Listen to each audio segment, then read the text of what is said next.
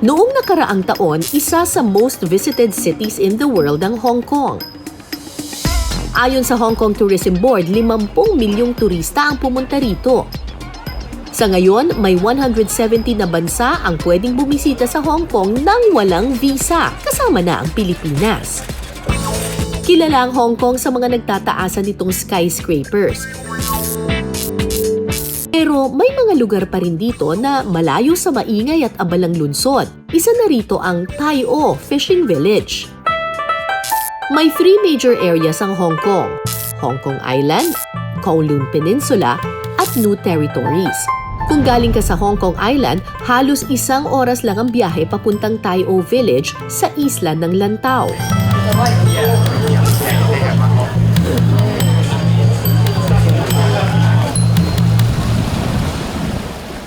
Mula sa bangka, matatanaw mo ang mga bahay na nakatayo sa ibabaw ng tubig, na kung tawagin, pang-o. Yung mga nagsasabi ito raw yung parang Venice of Hong Kong kasi marami dun sa mga bahay ay makikita sa tabi lamang ng isang body of water. May mga old houses pa dito. Most of the houses here were built on stilts. Kasi karamihan ng mga pamilya na nakatira dito talagang fishermen.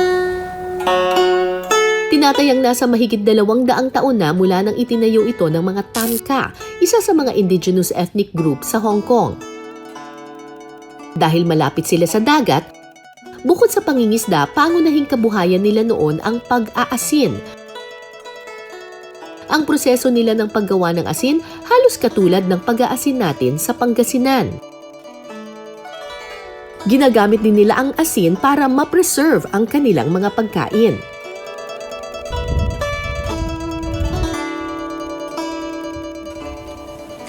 Uy, daming mga ano dito dried na mga squid, tahong. Oh, what is this? Oh, parang itlog siguro yan. Ay, starfish? Hala, ay, kinakain ba ang starfish? Noong unang panahon, ang Hong Kong, marami talagang fishing culture siya. Maraming nangingisda dito. And sikat na sikat ang mga fishing villages. Pero ngayon, syempre, nagbago na yung panahon, mas moderno na. Kaunti na lang ang mga fishing villages dito. At ito na lang Tai O, ang isa sa mga kakaunting fishing villages na naiwan dito. Wow! Uy, ito 1938. Pasok tayo dito. Hello! Hi! Thank you. Wow, this shop has been here for since 1938? Yeah, since my grandpa. Oh, I'm the 3rd generation. What is your name? My name is Joanne. Joanne, I'm Nice Cara. to- Hi, Cara, Joanne. nice to meet you. Parang sa Pilipinas, meron din sila ditong mga salted fish or parang daing. Pero yung daing nila buo. Actually, meron din pala tayong daing. Pero dito sa kanila, yung buong isda, ang pagluluto nila, di ba tayo yung daing, piniprito natin. Sa kanila, sinisteam nila to, tapos lalambot na siya, tapos pagiging parang regular na siyang isda. Ito, interesting to. Kasi ito yung parang nasa tiyan daw to ng isda. Yung parang kapag naglilinis ka ng isda, yung bituka ng isda, di ba kapag tinanggal mo yung mga bituka, ganyan, di ba merong parang sumasama doon na para siyang transparent, na parang balloon or something. Apparently, yun yung stomach ng isda. Tapos, ang ginagawa nila, dinadry nila para ma-preserve. Tapos, nakakain daw to. Ngayon ko lang naisip na pwede palang kainin yun. Kasi di ba tayo kapag yung isda, lilinisin natin, tatanggalin na natin lahat.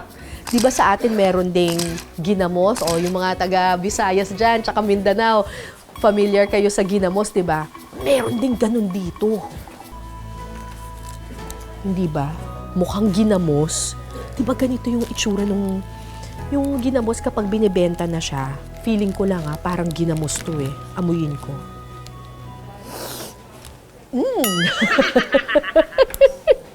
Malansa. Parang ginamos nga to. Gawa rin sa alamang o maliliit na hipon ang shrimp paste nila dito sa Tai O. Ang pamilya ni na Joanne, mahigit 8 dekada nang gumagawa nito. So, ito yung mga alamang na nakukuha nila. Ang gagawin nila ngayon dito, i-grind ngayon nila ito na talagang maliliit na maliliit. Tapos, pagkatapos nun, ipapatuyo nila sa mga ganitong klase ng bilao para mawala yung moisture, mawala yung mga water niya.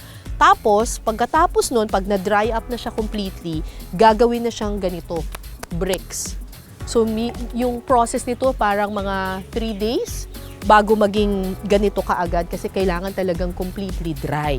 Sa atin, ganito rin ba yung proseso? Yung mga taga Visayas tsaka Mindanao dyan, ganito rin ba gumawa ng ginamos? Kasi parang pareho eh. Pero bakit nga ba ganito ang shrimp paste nila? So, ganito yung itsura ng shrimp paste kapag na-dry out na siya for 3 days. Ang gagawin natin ngayon, gagawin na natin siyang bloke-bloke, katulad nito. Kasama ko dito. What is your name, sir? Choi Chanwa. Choi Chanwa. My name is Kara. Okay, we start. Okay. Follow, yes. Ay, Smash it first. parang clay siya. Kailangan lagyan ng oil kasi dumidikit. Kailangan pala. Ang hirap kasi. I will just take it out, okay? Like that? Okay. Yun oh. Mas madali kapag kamay lang. Tsaka yung flavor ng kamay ko. Masarap yun. Okay. And then I put inside here. Okay. Yan.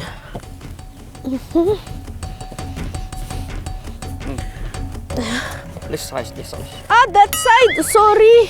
Okay. Baliktad pala ako. Kinakamay talaga ng nila. Oh, very good, very good. Very good! Very good! I can work here. No. Okay lah. Okay na. And then? Alright. Okay. I got it. Okay. Tingnan nyo to! Okay. Finish. Finish? Mas maganda sa paningin at mas madali raw ibenta ang kanilang shrimp paste sa ganitong forma. Tradisyonal ang paggawa ng kanilang mga produkto. Pero ang pagtitinda, moderno. Ibinebenta na rin kasi nila ito online. Dahil itong Tai-O ay medyo malayo doon sa mainland ng Hong Kong, hindi naman maraming tao yung nakakapunta dito. Ang ginagawa nila, nagla-live selling sila on the internet para mabenta rin nila yung kanilang mga produkto. So, are you live already? Yes. Live? Yes, we are ready. Oh, okay. Is there a buyer already? Yes. Karaniwang ginagamit ang shrimp paste para pampalasa sa sinangag at iba pang mga ulam. Actually, nung bata ako, ganito lagi kong kinakain eh. Yung kanin, tapos hahaluan ko lang siya ng bagoong. Sarap! Tapos ito naman ay pork with shrimp paste also. Parang binagoong ang baboy siguro, di ba? Okay, tikman muna natin to. In-expect ko na maalat. Hindi siya maalat. Hindi overpowering yung alat niya. Parang binagoong ang baboy pero less salty. Ito yung parang binagoongan rice nila. Ay! Pareho nung atin. Parang bagoong rice din natin. Mas may fishy taste lang siya. Mas nalalasahan mo lang yung dagat, yung lansa ng isda or lansa nung bagoong. Ginigisa kasi natin yung bagoong natin, saka nilalagyan natin ng maraming garlic. Yung sa kanila kasi, ginger yung nilalagay nila pagtanggal ng lansa. At dahil nasimulan na natin, ay ituloy-tuloy na natin ang food trip sa Tai-O. Tikman na natin itong mantis shrimp. Alupihang dagat. Lasang sunog. Overcook kuya. Lasa siyang yung Alam mo yung pusit na, daing na pusit, dried pusit, ganun yung lasa niya. Puffer fish, okay. Okay, ito na yung puffer fish. Or yung butete, di ba? Sa Pilipinas. Pwede. Ito pwede. Tastes good. Tastes good. This one I like. Manamis-namis siya ng konti kasi nilagyan niya ng honey. Tsaka hindi siya kasing kunat. Pwede to. Manamis-namis ng kaunti. Puffer fish! Puffer fish, the best! Yeah, sure. I love the puffer fish. Thank you! Okay, bye-bye.